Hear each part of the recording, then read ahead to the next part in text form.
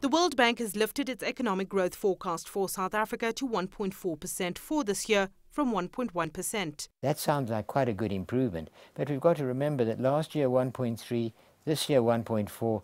Heck, that's not a big growth factor, is it? Especially when you look at the emerging market expected average of going to be around 4%. As world growth remains relatively buoyant, South Africa's exports should continue to benefit from that.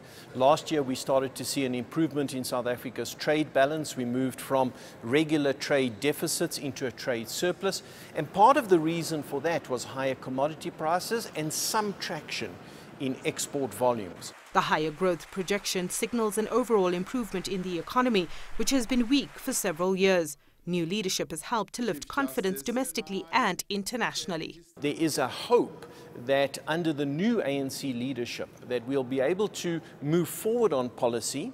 Obviously it takes time because there is a consultative process that needs to happen within government and between government and its political partners. But the feeling is that as we get closer to the 2019 election, there'll be more and more pressure on the ANC to start to define its policy much more clearly. The World Bank is cautiously optimistic about the South African economy. It's still very concerned about the skills deficit and rising poverty in the country. In its latest economic report, the bank noted that South Africa is still an extremely unequal society.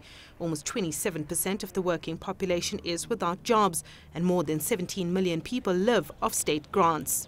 With 1% growth, South Africa doesn't generate enough jobs to meet the growing population. We need to generate roughly 600,000 jobs a year in order to absorb the emerging population, and clearly we're not doing that.